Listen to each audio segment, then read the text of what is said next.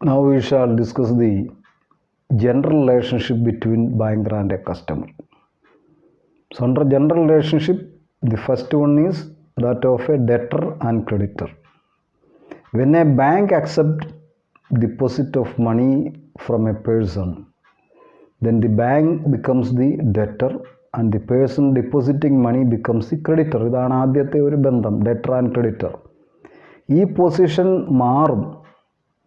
When a person get a loan or advance from a bank, then the person receiving such a loan or advance becomes the debtor and the bank becomes the creditor. ഇതാണ് ആദ്യത്തെ relationship that of a debtor and creditor. Then when a deposit of money is received by a banker, the banker becomes the debtor and the customer becomes a creditor.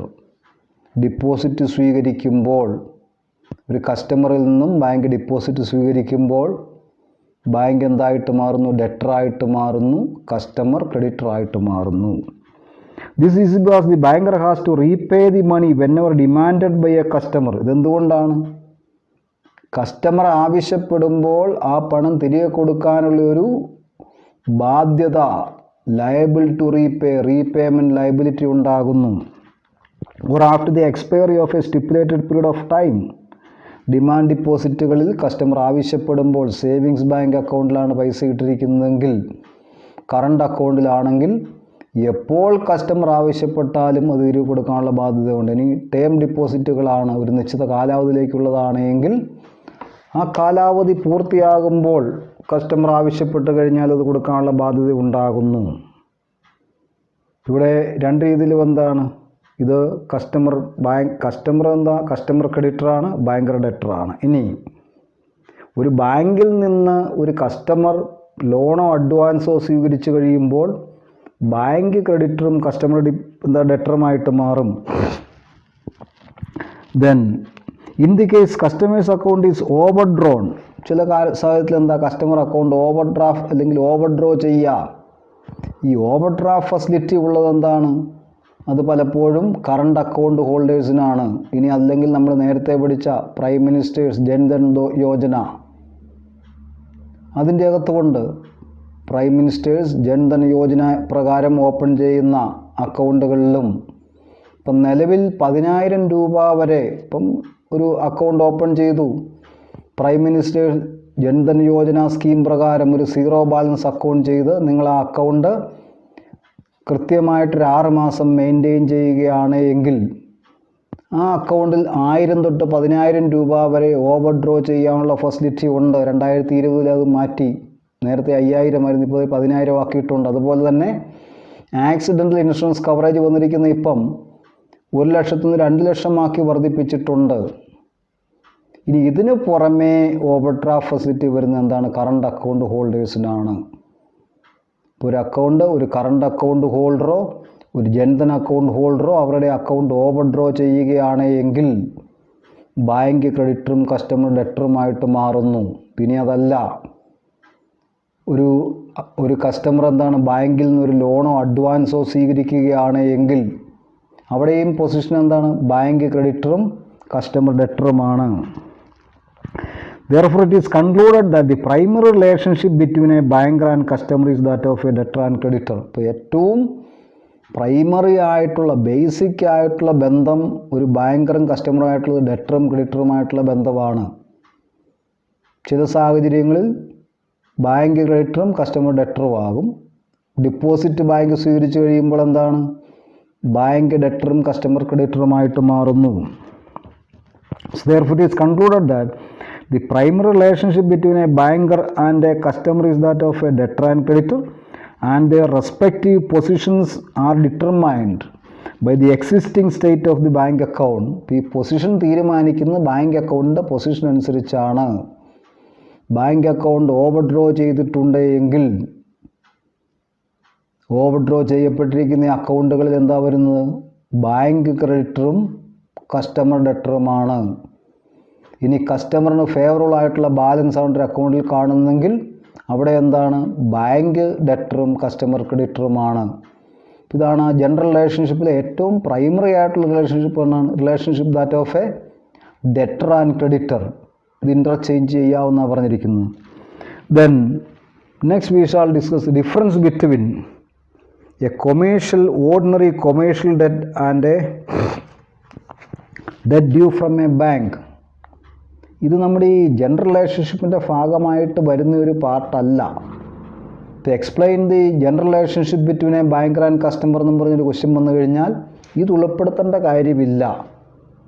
ഇത് പലപ്പോഴും separate ആയിട്ട് ചോദിക്കാവുന്ന ഒരു 5 mark വേണമെങ്കിൽ ചോദിക്കാം. Briefly explain the difference between, അല്ലെങ്കിൽ explain or mention the difference between an ordinary commercial debt, ഒരു സാധാരണ commercial ഡീലിങ്സിൽ നിന്നുണ്ടാകുന്ന ഒരു കടവും, അല്ലെങ്കിൽ debt due from a bank, ഒരു ബാങ്കിൽ നിന്ന് കിട്ടാനുള്ള എമൗണ്ടുമായിട്ട് ഉള്ള പ്രധാനപ്പെട്ട വ്യത്യാസം എന്താണ്.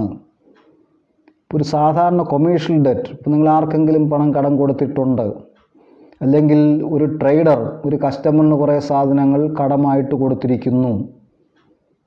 ഇതും ഒരു ബാങ്കിൽ കൊണ്ടുപോയി പണം ഡിപ്പോസിറ്റ് ചെയ്ത് കഴിഞ്ഞാൽ വരുന്ന ആ ഒരു ഡെറ്റുമായിട്ടുള്ള ഒരു ഡിഫറൻസ് എന്താണ്, പ്രധാനപ്പെട്ട വ്യത്യാസങ്ങൾ എന്തൊക്കെയാണ്. ഇത് 5 മാർക്കിന് ചോദിക്കാവുന്നതാണ്.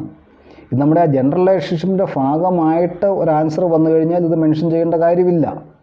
അപ്പോൾ അവിടെ നമ്മൾ ഡെറ്റർ ക്രെഡിറ്റർ റിലേഷൻഷിപ്പ് ആദ്യം എക്സ്പ്ലെയിൻ ചെയ്യും. അതിനുശേഷം നമ്മൾ എന്താ ചെയ്യുന്നത്, ഏജൻറ്റ് ആൻഡ് പ്രിൻസിപ്പൽ റിലേഷൻഷിപ്പും ട്രസ്റ്റി ആൻഡ് ബെനിഫിഷ്യറി റിലേഷൻഷിപ്പുമാണ് എക്സ്പ്ലെയിൻ ചെയ്യുന്നത്. ഇത് മറ്റൊരു ക്വസ്റ്റിൻ്റെ ഭാഗമായിട്ട് ചോദിക്കാവുന്നതാണ്. Ordinary commercial debts differ from a debt due from a bank in the several respects. ഇതിന് പല വ്യത്യാസങ്ങളുണ്ട്. ഒരു ഓർഡിനറി കൊമേഴ്ഷ്യൽ ഡെറ്റും ഒരു ബാങ്കിൽ നിന്നുള്ള ഡെറ്റുമായിട്ട് പ്രധാനപ്പെട്ട കുറേ വ്യത്യാസങ്ങളുണ്ട്. അപ്പോൾ അത് എന്തൊക്കെയാണെന്ന് നോക്കാം. ആദ്യത്തേത്, name of the amount due. കിട്ടാനുള്ള പണത്തിന് നമ്മൾ കൊടുക്കുന്ന പേരെന്താണ്? Name of the amount due. The term used to denote an ordinary commercial debt and a debt from a bank are different. ഒരു ഓർഡിനറി കൊമേഴ്ഷ്യൽ ഡെറ്റും ബാങ്കിൽ നിന്ന് കിട്ടാനുള്ള എമൗണ്ടുമായിട്ട് നമ്മൾ യൂസ് ചെയ്യുന്ന ടേം, അതിന് ഉപയോഗിക്കുന്ന പേര്, പദം, അതിന് വ്യത്യാസം വരുന്നുണ്ട്. A creditor uses the term debt to denote the amount due from a debtor. Creditor എന്താണ്? Uses the term debt, debt എന്നാണ് പറയുന്നത്, കിട്ടാനുള്ള amount debt. Denote the amount due from a debtor, ഡെറ്ററിൽ നിന്ന് കിട്ടാനുള്ള എമൗണ്ട് നമ്മൾ എന്ത് പറയും? ക്രെഡിറ്റർ എന്താ പറയുന്നത്?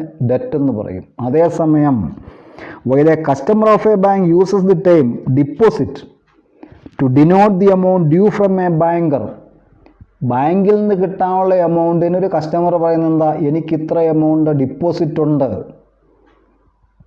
ഒരു 10,000 രൂപ ബാങ്കിൽ ഡിപ്പോസിറ്റ് ചെയ്തിട്ടുണ്ട്, അല്ലെങ്കിൽ ബാങ്കിൽ നിന്ന് കിട്ടാനുണ്ടെങ്കിൽ എന്താ, ആ കസ്റ്റമർ പറയുന്നത് എനിക്ക് 10,000 രൂപ ഡിപ്പോസിറ്റ് കിട്ടാനുണ്ട്, അല്ലെങ്കിൽ ഡിപ്പോസിറ്റ് ഉണ്ടെന്നാണ് പറയുന്നത്. അതേസമയം ഓർഡിനറി കൊമേഴ്ഷ്യൽ ഡെറ്റ് ആണെങ്കിൽ എന്താ പറയുന്നത്? ഡെറ്റായിട്ട് കിട്ടാനുണ്ട്, ഇത്ര എമൗണ്ട് കടമായിട്ട് കൊടുത്ത് എനിക്ക് തിരികെ കിട്ടാനുണ്ടെന്നാണ് പറയുന്നത്. അപ്പം ആദ്യം എന്താ? Name of the amount due. A creditor uses the term debt to denote the amount due from a debtor, while a customer of a bank uses the term deposit to denote the amount due from a banker. അത് ഓർത്തിരിക്കുക. രണ്ടാമത്തെ വ്യത്യാസം, demand for repayment. ഇവിടെ എന്താ, ഒരു ordinary commercial debt ആണെങ്കിൽ അത് ആ സമയത്ത് കൊടുക്കാനുള്ള ബാധ്യത ഡെറ്റർക്കുണ്ട്, അവിടെ ഒരു ഡിമാൻഡ് ആവശ്യമില്ല. അതേസമയം ബാങ്കിൽ നിന്ന് കിട്ടാനുള്ള എമൗണ്ട് ആണെങ്കിൽ it is always repayable on demand. Customer ആവശ്യപ്പെട്ടാൽ മാത്രം ബാങ്ക് ആ പണം റീപേ ചെയ്താൽ മതി. ഇനി നിങ്ങൾക്കൊരു ഫിക്സഡ് ഡിപ്പോസിറ്റ് ഉണ്ട്, അല്ലെങ്കിൽ ടേം ഡിപ്പോസിറ്റ് ആണെങ്കിൽ പോലും ആ ടേം കഴിയുമ്പോൾ ബാങ്ക് ഇനിഷ്യേറ്റീവ് എടുത്ത് പണം കൊണ്ടുപോയി ഡിപ്പോസിറ്റ് ഹോൾഡർക്ക് കൊടുക്കേണ്ട കാര്യമില്ല. The amount is repayable on demand. പൈസ ഡിപ്പോസിറ്റ് ചെയ്തിരിക്കുന്നയാൾ ഡിമാൻഡ് ചെയ്താൽ മാത്രമേ റീപേയ്മെൻറ്റിൻ്റെ liability ബാങ്കിനുണ്ടാകുന്നുള്ളൂ.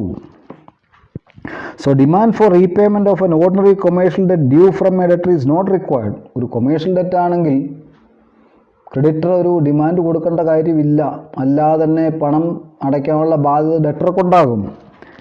Then is not required to be made from the part of the creditor. Creditor ആവശ്യപ്പെട്ടാൽ മാത്രമേ കൊമേഴ്ഷ്യൽ ഡെറ്റിന് റീപേയ്മെൻറ്റ് ഉണ്ടെന്ന് പറഞ്ഞിട്ട് കാര്യമില്ല. ആ പൈസ അടയ്ക്കാനുള്ള ഡ്യൂ ഡേറ്റ് ആകുമ്പോൾ, ഡെറ്റ് ഡ്യൂ ആകുമ്പോൾ amount should be paid by the debtor to creditor. No demand is required. But in case of a commercial debt, but in case of a debt from a bank, debt due from a bank, it has to be repaid as and when it becomes due for payment, whereas demand for repayment of a debt due from a bank is required to be made by the depositor to the bank. ഒരു depositor ആവശ്യപ്പെട്ടാൽ മാത്രം repayment നടത്തിയാൽ മതി. Due date ആയാലും deposit ചെയ്തിരിക്കുന്നയാൾ അതിൻ്റെ repayment demand ചെയ്താൽ മാത്രം payment നടത്തിയാൽ മതി. ദെൻ മൂന്നാമത്, direction to repay the amount due whenever required. A creditor of an ordinary commercial debt carries no right to give directions to the debtor to repay the amount as and when the creditor wants. ഒരു ordinary commercial debt ആണെങ്കിൽ ക്രെഡിറ്റർക്ക് എന്താണ് നിർദ്ദേശം കൊടുക്കാൻ പറ്റുകയില്ല. ക്രെഡിറ്ററുടെ നിർദ്ദേശമനുസരിച്ച് അയാൾ നിർദ്ദേശിക്കുന്ന സമയത്ത് നിർദ്ദേശിക്കുന്ന ആൾക്ക് പേയ്മെൻറ്റ് കൊടുക്കണമെന്നൊരു നിർദ്ദേശം കൊടുക്കാൻ പറ്റുകയില്ല. അതേസമയം ഒരു ബാങ്കിൻ്റെ ഡെറ്റാണ് എങ്കിൽ, ബാങ്കിൽ ഡെപ്പോസിറ്റ് ചെയ്തിരിക്കുന്ന പണമാണ് എങ്കിൽ എപ്പോൾ വേണമെങ്കിലും ബാങ്കിൻ്റെ ക്രെഡിറ്റർക്ക് നിർദ്ദേശം കൊടുക്കാം. അപ്പം ക്രെഡിറ്റർ നിർദ്ദേശിക്കുന്നയാൾ, ഡിപ്പോസിറ്റ് ഹോൾഡർ നിർദ്ദേശിക്കുന്നയാൾക്ക് ആ എമൗണ്ടിൻ്റെ പേയ്മെൻറ്റ് കൊടുക്കാനുള്ള ബാധ്യത ബാങ്കുകൾക്കുണ്ടാകും. അതുകൊണ്ടാണ് എന്താ, ചെക്കുകൾ ഇഷ്യൂ ചെയ്ത് കഴിയുമ്പോൾ ആ ചെക്ക് ഓണർ ചെയ്യാനുള്ള ബാധ്യത വരുന്നത്. ഒരു ചെക്ക് ഇഷ്യൂ ചെയ്യുമ്പോൾ എന്താ പറയുന്നത്, ഇന്നയാൾക്ക് ഇത്രാം തീയതിക്കകം ഇന്ന എമൗണ്ട് കൊടുക്കുക.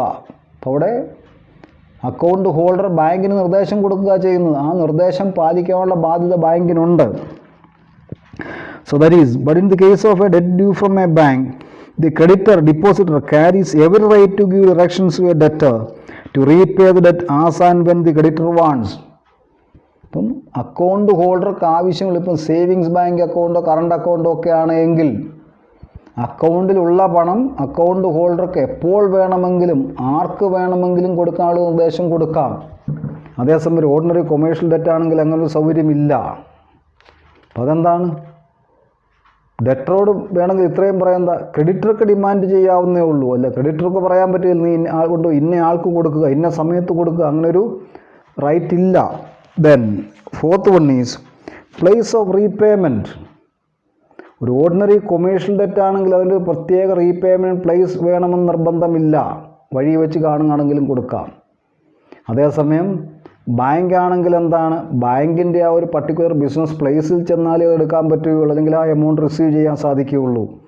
ഇപ്പോൾ ATM ഫെസിലിറ്റിയൊക്കെ വന്നതുകൊണ്ട് നമുക്ക് ഇന്ത്യയിൽ എവിടെ വേണമെങ്കിലും പോയി അല്ലെങ്കിൽ എവിടെ നിന്ന് വേണമെങ്കിലും എടുക്കാം. അതിന് മുമ്പ് നമ്മൾ ആ പർട്ടിക്കുലർ ബ്രാഞ്ചിൽ പോയാലേ ഇത് കിട്ടുണ്ടായിരുന്നുള്ളൂ, അല്ലെങ്കിൽ ആ ബാങ്കിൻ്റെ ബ്രാഞ്ചുകളിൽ പോയാലേ കിട്ടുണ്ടായിരുന്നുള്ളൂ.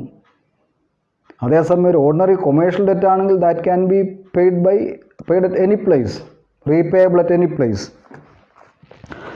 As far as an ordinary commercial debt is concerned, there is no fixed place of repayment. ഒരു ഓർഡിനറി കൊമേഴ്ഷ്യൽ ഡെറ്റ് ആണെങ്കിൽ അതിനെന്താ ഒരു ഫിക്സ്ഡ് പ്ലേസ് ഓഫ് റീപേയ്മെൻറ്റ് ഇല്ല, ഒരു നിർദ്ദിഷ്ട സ്ഥലമില്ല അതിൻ്റെ റീപേയ്മെൻറ്റിന്. It can be repaid by a debtor to a creditor at any place. എവിടെ വെച്ച് വേണമെങ്കിലും റീപേയ്മെൻറ്റ് നടത്താം. But in the case of debt due from a bank, ഒരു ബാങ്കിൽ നിന്ന് കിട്ടാനുള്ള പണം, ബാങ്കിൽ നിന്ന് കിട്ടാനുള്ള എമൗണ്ട് ആണ് എങ്കിൽ there is fixed place of repayment. അതിൻ്റെ ഒരു പ്രത്യേക സ്ഥലമുണ്ട്. ബാങ്കിൻ്റെ ബ്രാഞ്ചോ അല്ലെങ്കിൽ റീപേയബിൾ അറ്റ് ഓൾ ബ്രാഞ്ചസ് ആണെങ്കിൽ അതേ ബാങ്കിൻ്റെ മറ്റേത് ബ്രാഞ്ചിൽ നിന്ന് വേണമെങ്കിലും പൈസ നമുക്ക് പിൻവലിക്കാം. ഇനി ഇപ്പോൾ ATM ഫെസിലിറ്റി വന്നതോടുകൂടി ATM കൗണ്ടറിൽ പോകണം. ഇപ്പോൾ എന്താ, ഒരു നിർദ്ദിഷ്ട പ്ലേസ് ഉണ്ട്. അതേസമയം ഒരു ഓർഡിനറി കൊമേഴ്ഷ്യൽ ഡെറ്റ് ആണെങ്കിൽ എവിടെ വെച്ച് വേണമെങ്കിലും റീപേയ്മെൻറ്റ് നടത്താം. വേണമെങ്കിൽ ക്രെഡിറ്ററിൻ്റെ വീട്ടിൽ പോയി പേയ്മെൻറ്റ് കൊടുക്കാം, വഴി വെച്ച് കാണുമ്പം പേയ്മെൻറ്റ് കൊടുക്കാം. ഒരു ഫിക്സഡ് പ്ലേസ് ഇല്ല. In case of an ordinary commercial debt for repayment there is no fixed place.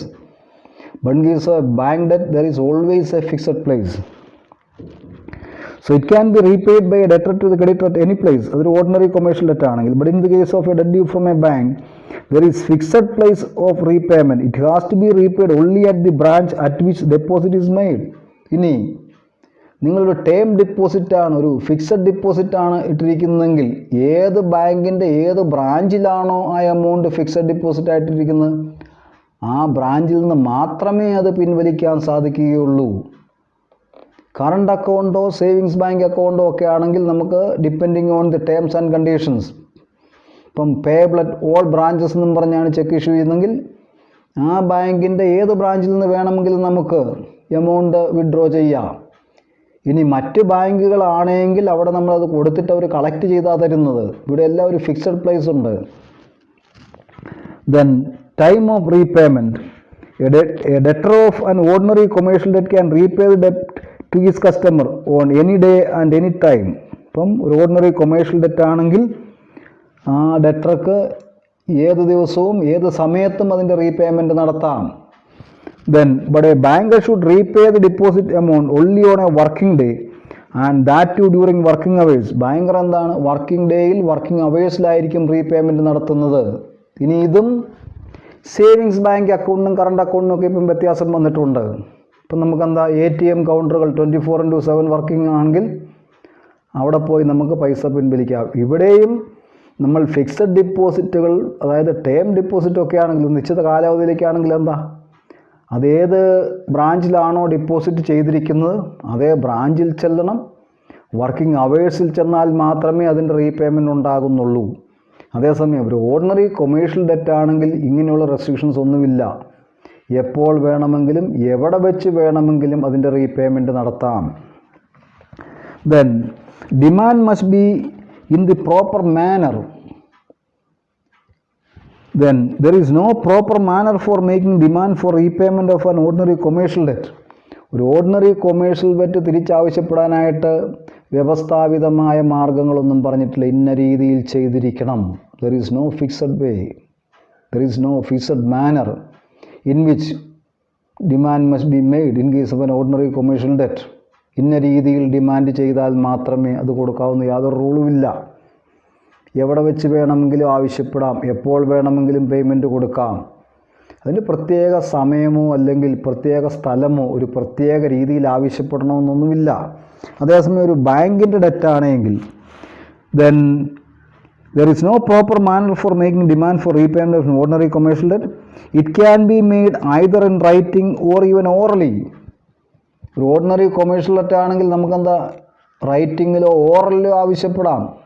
റൈറ്റിങ്ങിലാകണമെന്ന് യാതൊരു നിർബന്ധവുമില്ല. But there is proper manner for making demand for repayment of a debt due from a bank. ബാങ്കിൽ നിന്ന് കിട്ടാനുള്ള പണമാണെങ്കിൽ അതിന് വ്യക്തമായ manner, proper manner in which demand should be made വ്യക്തമായിട്ട് പറയുന്നുണ്ട്.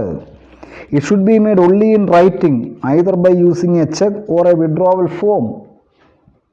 റൈറ്റിങ്ങിലായിരിക്കണം. ബാങ്കിൽ ചെന്ന് പൈസ തരാൻ പറഞ്ഞാൽ ബാങ്ക് ഒരിക്കലും പണം തരികയില്ല. അപ്പം demand must be made in writing either by issuing a cheque or using a withdrawal form. ഇനി അതല്ല നമുക്ക് ATM ആണെങ്കിൽ ഇപ്പോൾ ATM അവിടെയും നമ്മളെന്താ ATM ഫെസിലിറ്റി ഉപയോഗിക്കുന്നു, അവിടെയും ഡിമാൻഡ് ചെയ്യുന്നുണ്ട്. ATMൽ പോയി നമ്മൾ വെറുതെ വാക്കുകൊണ്ട് പറഞ്ഞാൽ പൈസ കിട്ടുകയില്ല. അവിടെ ഒരു ഫോർമൽ വേ ഓഫ് വിഡ്രോവലുണ്ട്. Then security for the amount due. As far as security for the amount of an ordinary commercial debt is concerned, ഒരു ഓർഡിനറി കൊമേഴ്ഷ്യൽ ഡെറ്റ് ആണെങ്കിൽ അതിന് യാതൊരു സാധാരണഗതിയിൽ സെക്യൂരിറ്റികൾ സ്വീകരിക്കാറുണ്ട്. As far as security for the amount of an ordinary commercial debt is concerned, ഇപ്പോൾ ഒരു ordinary commercial ഡെറ്റിന് സാധാരണഗതിയിൽ security ഉണ്ടായിരിക്കും. It may be either secured or unsecured. അപ്പം സാധാരണഗതിയിൽ സെക്യൂരിറ്റി ഉണ്ടായിരിക്കും. But an ordinary commercial debt can be either secured or unsecured. എല്ലായ്പ്പോഴും secured ആകണമെന്നില്ല, അൺസെക്യൂർഡും ആകാം. യാതൊരു സെക്യൂരിറ്റിയും സ്വീകരിക്കാതെ ആവാം ഒരു ഓർഡിനറി കൊമേഴ്ഷ്യൽ ഡെറ്റ് കൊടുത്തിരിക്കുന്നത്. In case of debt from a bank, ഇനി ബാങ്കിങ് ഡെറ്റ് ആണെങ്കിൽ but A debt due from a bank is always unsecured. ബാങ്കിൽ നിന്നുള്ള ഡെറ്റ് ആണെങ്കിൽ എന്താ, A debt due from a bank is always unsecured. Banking debt എന്താണ്, അത് unsecured ആണ്. നമ്മൾ ബാങ്കിൽ കൊണ്ടുപോയി പൈസ ഡിപ്പോസിറ്റ് ചെയ്ത് കഴിയുമ്പോൾ ബാങ്ക് സെക്യൂരിറ്റി ആയിട്ട് നമുക്കൊരു വാല്യുബിളും ഓഫർ ചെയ്യുന്നില്ല. നമ്മളിപ്പം സേവിങ്സ് ബാങ്ക് അക്കൗണ്ടിലോ കറണ്ട് അക്കൗണ്ടിലോ ആണെങ്കിൽ നമ്മുടെ ആ പാസ്ബുക്കിൽ ആ എമൗണ്ട് എൻ്റർ ചെയ്ത് കാണിക്കും. ടേം ഡിപ്പോസിറ്റ് ആണ്, ഫിക്സഡ് ഡിപ്പോസിറ്റ് ആണെങ്കിൽ അവരൊരു FDR തരും, ഫിക്സഡ് ഡിപ്പോസിറ്റ് റെസിപ്റ്റ് തരും. ഇതിനൊക്കെ പേപ്പർ വാല്യൂവേ ഉള്ളൂ, ഇതിന് മണി ടേംസ് അല്ല. അതിൻ്റെ ഒരു എക്സാക്റ്റ് വാല്യൂവിലുള്ള ഒരു സെക്യൂരിറ്റി തരുന്നില്ല. അപ്പം ordinary in case of ordinary commercial it can B the secured or unsecured. but a debt due from a bank is always unsecured. ഇപ്പോൾ എന്താ, ഒരു ബാങ്കിൻ്റെ ഡെറ്റ് എല്ലായ്പ്പോഴും അൺസെക്യൂർഡ് ആണ്. ഒരു ഓർഡിനറി കൊമേഴ്ഷ്യൽ ഡെറ്റ് ആണെങ്കിൽ അത് സെക്യൂർഡോ അൺസെക്യൂർഡോ ആകാം. ദെൻ ക്ലോസിങ് ദി ഡെറ്റ് എങ്ങനെയാണ് നമ്മൾ ക്ലോസ് ചെയ്യുന്നത്? A debtor can of an ordinary commercial debt can at any time close his debt with the creditor without giving prior notice. ഒരു ordinary commercial debt ആണെങ്കിൽ the debtor can close his debt with the creditor without giving prior notice. അപ്പം എപ്പോൾ വേണമെങ്കിലും പണം കൊണ്ടുപോയി കൊടുത്ത് ആ debt close ചെയ്യാം. ഒരു ഓർഡിനറി കൊമേഴ്ഷ്യൽ ഡെറ്റ് ആണെങ്കിൽ ഒരു 3 മാസം കാലാവധി ഉണ്ടെങ്കിൽ ആ 3 മാസം കാലാവധി വരെ വെയിറ്റ് ചെയ്യേണ്ട കാര്യമില്ല. എപ്പോൾ വേണമെങ്കിലും ഒരു ഡെറ്റർക്ക് കൊണ്ടുപോയി പണം കൊടുത്ത ഡീൽ അവിടെ അവസാനിപ്പിക്കാം. An ordinary commercial debt can be closed by the debtor at any time without giving any prior notice to the creditor. അവിടെ ക്രെഡിറ്ററിന് ഒരു നോട്ടീസ് കൊടുക്കേണ്ട കാര്യമില്ല. ഡെറ്ററിൻ്റെ സൗകര്യപ്രദമായിട്ട് അല്ലെങ്കിൽ ഡെറ്ററിൻ്റെ സൗകര്യമനുസരിച്ച് എപ്പോൾ വേണമെങ്കിലും an ordinary commercial debt can be closed. അതേസമയം debt due from a bank ആണെങ്കിൽ ബാങ്കിൻ്റെ ഒരു സൗകര്യമനുസരിച്ച് അവർ അക്കൗണ്ട് ക്ലോസ് ചെയ്യാൻ സാധിക്കുകയില്ല. കൃത്യമായ നോട്ടീസ് കൊടുക്കണം, കാരണം ബോധിപ്പിക്കണം. ഒരു അക്കൗണ്ട് ഹോൾഡർക്ക് അല്ലെങ്കിൽ എന്താണ്, ക്രെഡിറ്ററായ അക്കൗണ്ട് ഹോൾഡർക്ക് വേണമെങ്കിൽ അയാളുടെ സൗകര്യമനുസരിച്ച് അത് ക്ലോസ് ചെയ്യാം. പക്ഷേ ഡെറ്ററായ ബാങ്കിന് അത് ക്ലോസ് ചെയ്യണമെന്നുണ്ടെങ്കിൽ കൃത്യമായ നോട്ടീസ് കൊടുക്കണം, ഫോർമാലിറ്റീസൊക്കെ ഫുൾഫിൽ ചെയ്യണം. Then, but a banker cannot close his customer's account without giving prior notice to the customer. ഒരു ബാങ്കറിന് ആ ഡെറ്റ് ക്ലോസ് ചെയ്യണമെന്നുണ്ടെങ്കിൽ കസ്റ്റമറിന് കൃത്യമായ പ്രയർ നോട്ടീസ് കൊടുക്കണം. അങ്ങനെ നോട്ടീസ് കൊടുക്കാതെ ഏകപക്ഷീയമായിട്ട് അക്കൗണ്ട് ക്ലോസ് ചെയ്യാൻ സാധ്യമല്ല. Then, if a banker closes his customer's account without initiating the customer, it may injure the customer's reputation by dishonoring his checks. ഇനി കസ്റ്റമറിനെ അറിയിക്കാതെ ഒരു ബാങ്ക് അക്കൗണ്ട് ക്ലോസ് ചെയ്ത് കഴിഞ്ഞാൽ കസ്റ്റമർ ഈ വിവരം അറിയാതെ ചെക്കുകൾ ഇഷ്യൂ ചെയ്യും. ആ ചെക്കുകൾ ഡിസോണർ ആകുകയും കസ്റ്റമറിൻ്റെ ഗുഡ് നെയിം അല്ലെങ്കിൽ റെപ്യൂട്ടേഷൻ അത് അഡ്വേഴ്സായിട്ട് അഫക്റ്റ് ചെയ്യുകയും ചെയ്യാം.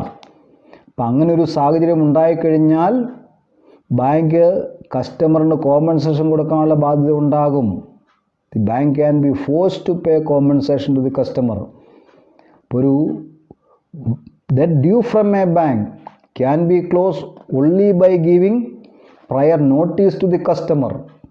കസ്റ്റമറിന് നോട്ടീസ് കൊടുത്ത് കസ്റ്റമറിൻ്റെ കൺസെൻറ്റ് ഉണ്ടെങ്കിൽ മാത്രമേ അത് ക്ലോസ് ചെയ്യാൻ സാധിക്കുള്ളൂ. അല്ലെങ്കിൽ കസ്റ്റമറിൻ്റെ ഭാഗത്തു നിന്ന് കാര്യമായ എന്തെങ്കിലും ഗുരുതരമായ വീഴ്ചകൾ ഉണ്ടാകണം. സാധാരണഗതിയിൽ വീഴ്ചകൾ ഉണ്ടാകുന്ന ആർക്കാ? ലോൺ എടുക്കുന്ന ആൾക്കാർക്കാണ്. ഒരു ഡിപ്പോസിറ്റ് ഹോൾഡറെ സംബന്ധിച്ചിടത്തോളം വീഴ്ചകൾ ഉണ്ടാകാനുള്ള സാധ്യതയില്ല. ഇനി വല്ല മണി ലോണ്ടറിങ് ഒക്കെ പ്രൂവ് ചെയ്യുകയാണെങ്കിൽ അപ്പോൾ പോലും കസ്റ്റമർക്ക് അവരുടെ ഭാഗം എക്സ്പ്ലെയിൻ ചെയ്യാനുള്ള കൃത്യമായ ഒരു ചാൻസ് കൊടുത്തിരിക്കണം. ദെൻ ഈ പറഞ്ഞിരിക്കുന്ന കാര്യങ്ങളെല്ലാം എന്താണ്, ജനറൽ റിലേഷൻഷിപ്പിലെ ഡെറ്റർ ക്രെഡിറ്റർ റിലേഷൻഷിപ്പിൽ വന്നിരിക്കുന്ന അതിൻ്റെ കീഴിൽ difference between an ordinary commercial debt and a debt due from a bank.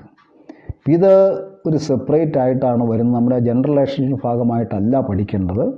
General റിലേഷൻഷിപ്പിൻ്റെ ഭാഗമായിട്ട് നമ്മൾ ആദ്യത്തെ എന്താ, A relationship is that of A debtor and creditor. Then the second one is agent and principal, B. ഇത് general relationship വരുന്നതാണ്, ഏജൻറ്റും പ്രിൻസിപ്പലും. ഇപ്പം ചില സാഹചര്യങ്ങളിൽ എന്താണ്, ബാങ്ക് ഏജൻ്റായിട്ട് പ്രവർത്തിക്കുന്നു, അവിടെ കസ്റ്റമർ പ്രിൻസിപ്പളായിട്ട് പ്രവർത്തിക്കും.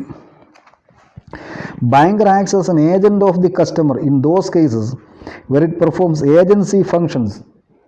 ഏജൻസി ഫങ്ഷൻസ് ഒരു ബാങ്ക് പെർഫോം ചെയ്യുന്ന സാഹചര്യങ്ങളിലെല്ലാം banker acts as an agent of the customer, such as collection of cheques, then draft and bills, collection of interest and dividends on securities.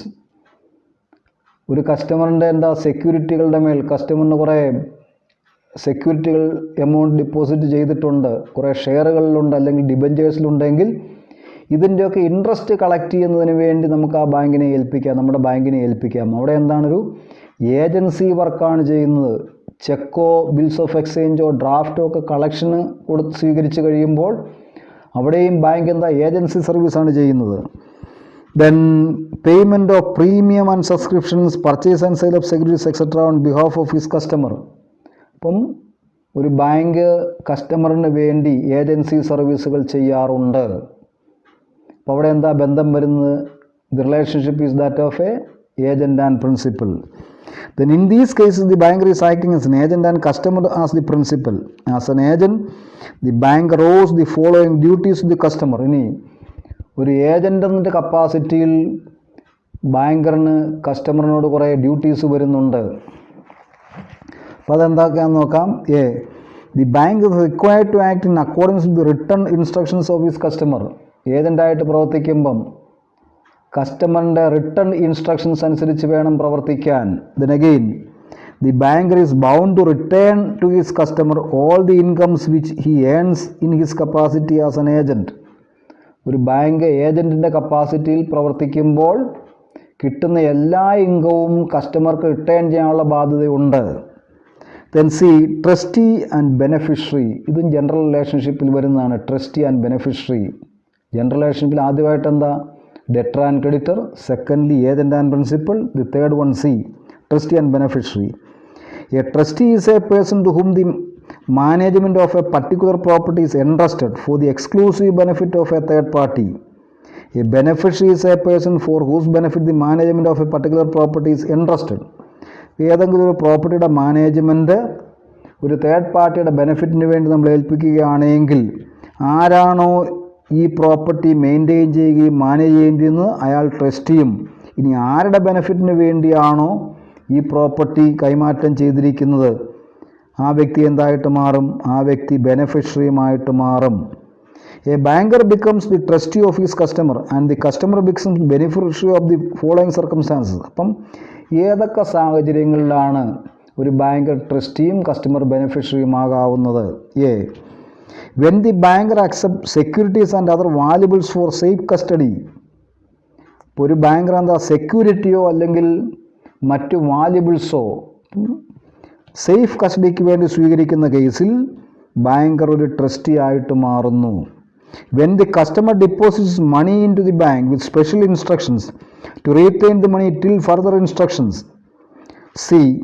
When a check or bill of exchange is deposited with the bank for collection. ഒരു ചെക്കോ bill of എക്സ്ചേഞ്ചോ customer ബാങ്കറിൻ്റെ അടുത്ത് deposit ചെയ്യുന്നു, കളക്ഷന് വേണ്ടി deposit ചെയ്യുന്നു. ആ സാഹചര്യത്തിൽ എന്താണ് അവിടെ അത് ഏൽപ്പിക്കുക ചെയ്യുന്നത്? ചെക്കോ ബിൽ ഓഫ് എക്സ്ചേഞ്ചോ അത് കളക്ട് ചെയ്യുന്നതിന് വേണ്ടി ഒരു ട്രസ്റ്റി ആയിട്ട് ബാങ്കിനെ ഏൽപ്പിക്കുന്നു. So in this case the banker will be the trustee so long as the check is not collected and the proceeds are not credited to the customer's account. As it is collected and credited, the banker's position will be that of a debtor. ഇനി ഇങ്ങനെ കളക്ഷന് വേണ്ടി ഏൽപ്പിച്ചിരിക്കുന്ന ചെക്കോ bill of എക്സ്ചേഞ്ചോ collect ചെയ്യപ്പെടുന്നത് വരെ ബാങ്കറിൻ്റെ position ഒരു ട്രസ്റ്റിയുടേതും collect ചെയ്ത് കഴിഞ്ഞാൽ എന്തായിട്ട് മാറും? ബാങ്കറിൻ്റെ പൊസിഷൻ ഒരു ഡെറ്ററിൻ്റെയുമായിട്ട് മാറുന്നു. ഇതാണ് പ്രധാനമായിട്ടുള്ള ജനറൽ റിലേഷൻഷിപ്പിൽ വരുന്നത്.